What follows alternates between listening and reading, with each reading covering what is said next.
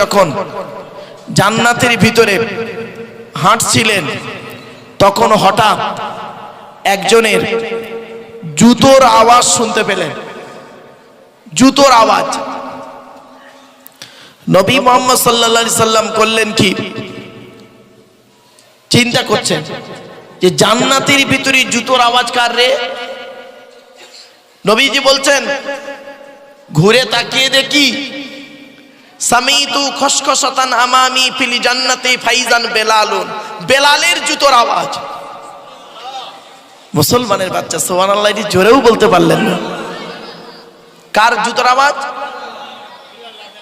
বেলাল কে? ইসলামের প্রথম মুয়াজ্জিন।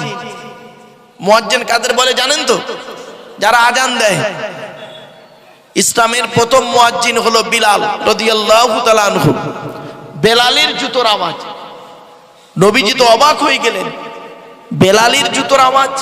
এই মা বোনেরা ভালো করে শুনে নাও, বেলালের জুতোর আওয়াজ। নবীজি করলেন কি, পৃথিবীতে এসে বেলালকে জিজ্ঞাসা করলেন, বেলাল পৃথিবীতে কি এমন কাজ করেছো বলো, তোমার জুতোর আওয়াজ আল্লাহ পাক জান্নাতে আমাকে শুনিয়েছে।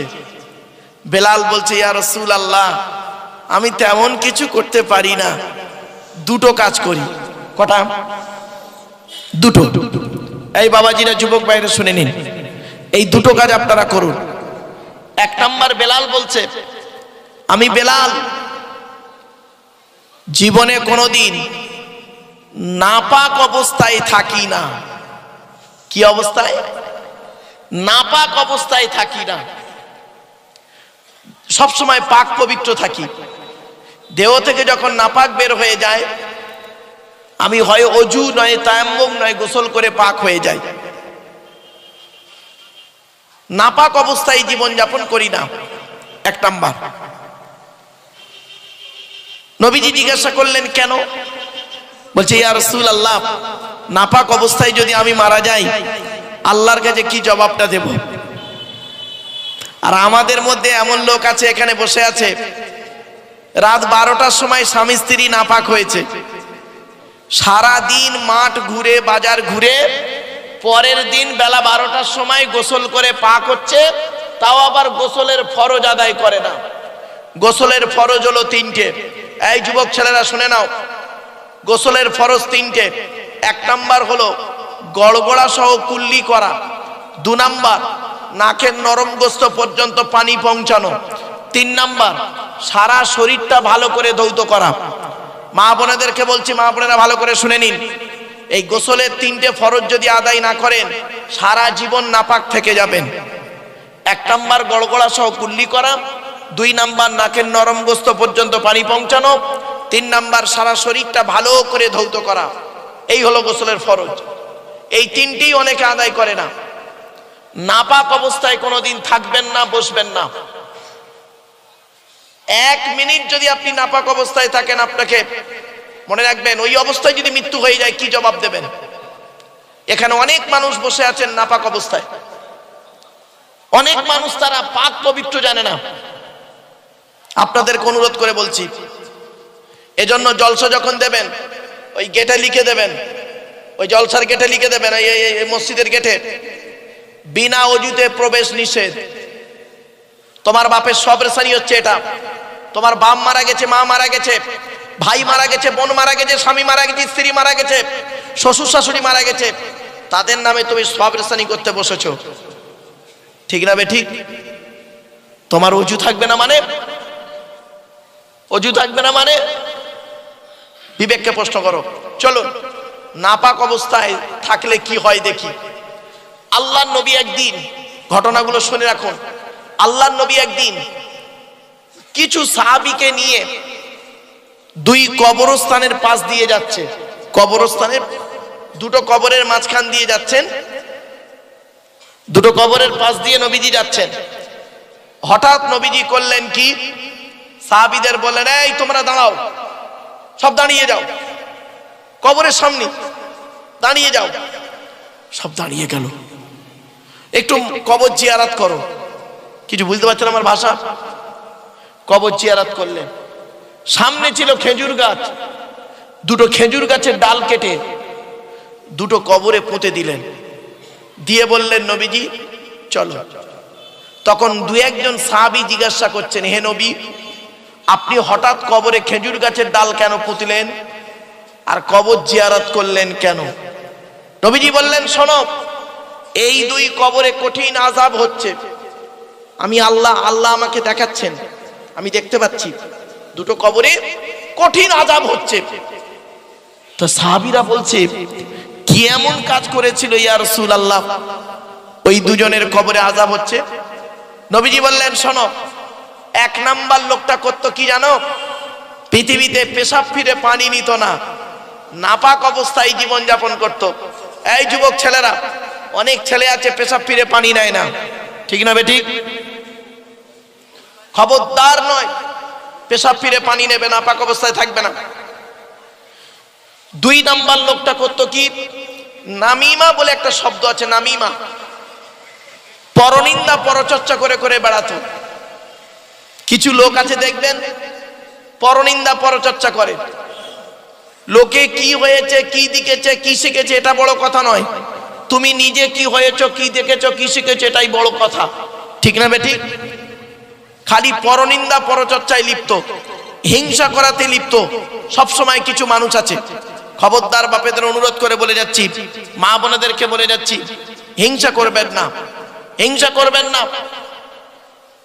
এটা মাথায় রাখুন। এরপরে নবীজি বেলালকে বললেন, বেলাল তুমি দুটো কাজ করো, এক নাম্বার হলো নাপাক থেকে পাক থাকো সব সময়, ভালো কথা। দ্বিতীয় কাজটা কি করো? বলছি, ইয়া রাসূলুল্লাহ, দ্বিতীয় কাজটা আমি করি কি, যখন নাপাক থেকে পাক হয়ে যাই, মসজিদে নববীতে ঢুকে 2 রাকাত তাহিয়াতুল ওযুর নামাজ আদায় করি। বাপেরা, নামাজ কারোর জন্য মাপ নাই, নামাজটা পড়বে। এরপরে আসছি জাহান্নামে নবী কি দেখলেন, এটাই খুব ইম্পর্টেন্ট আলোচনা। জাহান্নামার গেটটা খুলেছেন, জাহান্নামা গেটটা খোলা হয়েছে, খুলতেই নবীজি দেখতে পেলেন জাহান্নামার গেটে প্রথমেই দেখলেন যাদের, তারা কারা? যুবক আর যুবতী। কারা বললো? যুবক আর যুবতী, তারা উলঙ্গ অবস্থায় আছে, আর তাদের প্রত্যেকের নারী পুরুষের লজ্জাস্থান থেকে পুঁজ আর রক্ত বেরোচ্ছে, আর তারা খুব কষ্টের কারণে চিৎকার করছে। আল্লাহ নবী জিবরাইলকে বললেন, মান হাউলাকি ইয়া কি জিবরাইল, ও ভাই জিবরাইল এরা কারা? জিবরাইল বলেন, আযুনা, এরা হলো ব্যভিচারকারী নারী আর পুরুষ, পৃথিবীতে জেনা করে করে বেড়াতো। এখানে অনেক নারী পুরুষ আছে, মেয়ে ছেলেরা অনেকে আছে, বেটা ছেলে অনেক আছে, ব্যভিচার করে। নিজের স্ত্রী আছে, নিজের স্ত্রী থাকা সত্ত্বেও অন্য মেয়ের সঙ্গে জেনা করে, ঠিক না বেঠিক? নিজের স্বামী থাকা সত্ত্বেও অন্য লোকের সঙ্গে জেনা করে অনেক নারী আছে। এই মা বোন বাবাজি যুবক ভাইরা শুনে নিন, কোরআনে আল্লাহ বলেছেন, বিয়ে করো, পারলে 2, 3, 4 পর্যন্ত বিয়ে করতে পারো, কিন্তু ব্যভিচার করো না। বিয়ে করা হালাল, ব্যভিচার করা হারাম। ব্যভিচার করলে কি শাস্তি? 100 গা বেত মারা হবে। আর কোন বিবাহিত লোক যদি জেনা করে, বিবাহিত লোক যদি জেনা করে, ধরুন 2 ছেলের বাপ 4 ছেলের মার সঙ্গে জেনা করেছে, তার শাস্তি কি শুনবেন? তার শাস্তি হচ্ছে কোমর পর্যন্ত পুঁতে দিয়ে দুধ থেকে পাথর মারতে মারতে মেরে ফেলো। কোথায় আছেন? কত মানুষ রয়েছে ব্যভিচারে লিপ্ত। পৃথিবী ধ্বংসের লক্ষণ হলো, নবীজি বললেন, পৃথিবী ধ্বংসের লক্ষণ হলো ব্যভিচার বেড়ে যাবে। আজকের ঘরের ভিতরে ব্যভিচার চলছে, ঘরের বাইরে ব্যভিচার চলছে, ঠিক না বেঠিক? অনুরোধ করে বলে যাচ্ছি, ব্যভিচার থেকে দূরে সরে থেকো মা বাবাজি যুবক ভাইদের বলছি। আচ্ছা, ব্যভিচার শুধু লজ্জাস্থানের হয় না, চোখের জেনা, চোখের জেনা, হাতের জেনা, কানের জেনা, ব্রেনের বিবেকের জেনা, লজ্জাস্থানের জেনা। একটা উদাহরণ দিচ্ছি, অনেক ছেলে এখানে বসে আছে, অনেক মহিলা বসে আছে, তারা হয়তো বলবে হুজুর আমরা কোনোদিন ব্যভিচার করিনি, বলতে পারে। কিন্তু বাবা তুমি ব্যভিচার করোনি, লজ্জাস্থান দিয়ে ব্যভিচার করোনি, তুমি করেছো কি মোবাইলের ভিতরে নোংরা নোংরা ছবি ঢুকিয়ে, আর তুমি কানে হেডফোন গুঁজে মোবাইলটা ধরে ধরে দেখছো। হাত দিয়ে মোবাইল ধরে আছো, হাতের জেনা, চোখ দিয়ে দেখছো, চোখের জেনা, কান দিয়ে শুনছো, কানের জেনা, বিবেক দিয়ে অনুভূতি করছো, বিবেকের জেনা। এবার বুঝতে পারছেন কিছু ওয়াজ? এটাই হলো ওয়াজ গো বাবা। একটা ঘটনা বলার নাম শুধু ওয়াজ নয় বাপ।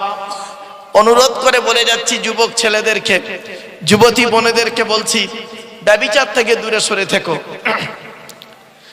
1990 সালের কথা বলছি বাবা। তখন যুবক ছেলে যুবতী মেয়ে প্রেম করে বাড়ি থেকে পালাতো।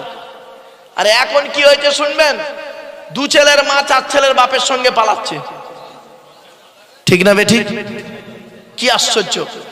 খবরদার নয় মা বোনেরা, ব্যভিচার থেকে সরে থাকুন। এরপরে নবীজি বলছেন, জাহান্নামের ভিতরে আমি দূর থেকে দেখতে পেলাম কিছু মানুষের গাল থেকে গোশতকে খসে খসে পড়ে যাচ্ছে। কি হচ্ছে বলুন বলুন? গাল থেকে গোশত খসে খসে পড়ে যাচ্ছে, পচে পচে গলে পড়ে যাচ্ছে। নবীজি বললেন, আমি জিবরাইলকে জিজ্ঞাসা করলাম, মান হাউলা কি আখি জিবরাইল, ও ভাই জিবরাইল এরা কারা? এরা পৃথিবীতে কি এমন কাজ করেছে এদের গাল থেকে গোশত খসে খসে পড়ে যাচ্ছে? নবীজির কথা শুনে জিবরাইল বললেন, আল খুম্মার, আল খুম্মার, এরা পৃথিবীতে মদ্যপান করত, মদ খেত, মদ মদ মদ বোঝেন তো বাবা? মদ খেত। অনেকে হয়তো বলবে হুজুর আমরা বাংলা মদ খাই না, ইংলিশ মাল খাই। বাবা পায়খানার এপিট আর ওপিট 2 পিঠ সমান। খবরদার, এই কোরআনে আল্লাহ 4 জায়গায় মদ খাওয়াকে হারাম করেছে। খবরদার মদ